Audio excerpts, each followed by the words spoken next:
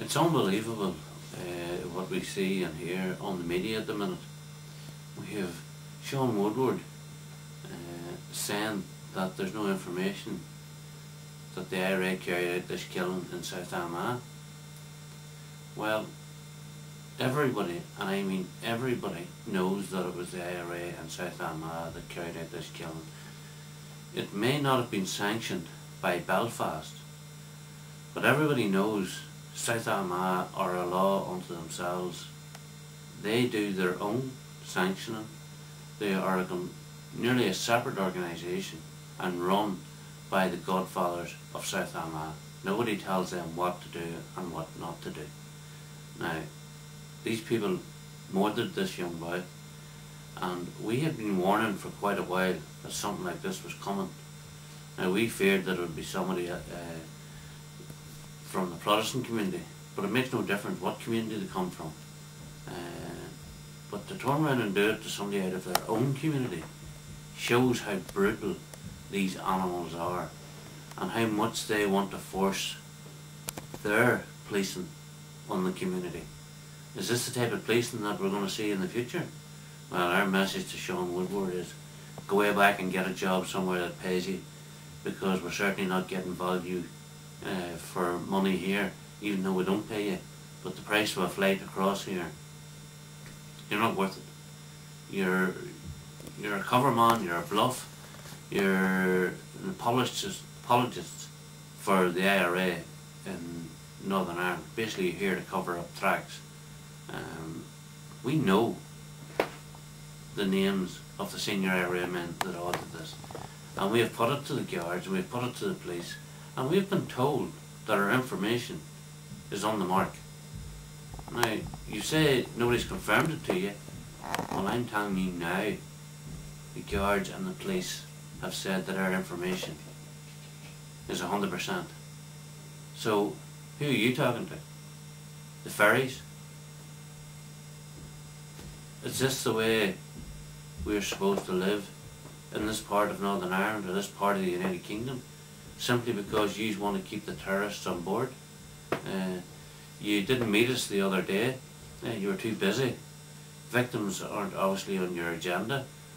You sent Mr. Goggins, who told us that now Libya is your friend, the same as the IRA are your friends.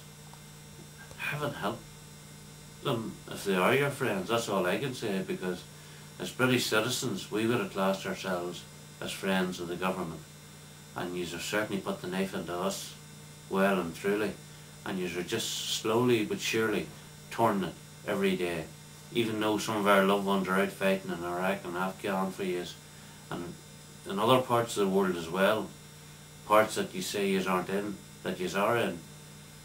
A large percentage of people from Northern Ireland have joined the British Armed Forces and are serving in the paratroopers, the Marines, you name it, they're in it, including the SAS.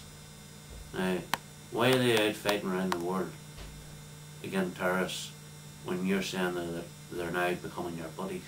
Does this mean the Taliban in a month's time, after killing a number of soldiers, will become your buddies because they find something that you want, and it's more beneficial to pay them and give them money and give them weapons rather than go after them? This government is unbelievable, and for morals and principles and just society as a whole, is it any wonder the country is reaping what it is reaping at the minute, given the stance that these people are taking? Is it any wonder that God's punishing this country and England? The United Kingdom certainly is not the nation it once was, and it's because of leaders like we have today, and especially the Secretary of State and our Prime Minister, who now says that Colonel Gaddafi. Now, I'll say this again, Colonel Gaddafi is now the friend of the British government and the Western world. What about all the people that murdered?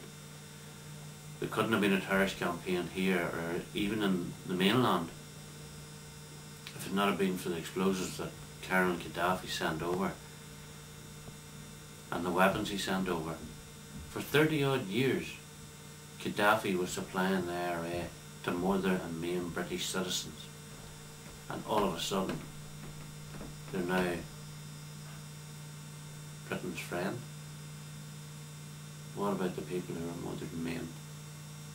Is there no sense of justice from this government? Is there no sense of any moral issues or principles? They're rotten to the core. But we will continue to campaign irrespective of what they tried to do. They murdered our loved ones and they thought they would silence us. They've realised that's not the case now. And no matter how many death threats keep coming towards ourselves and other people who are campaigning, it'll not deter us. Even if they're coming from the British government, they still won't deter us.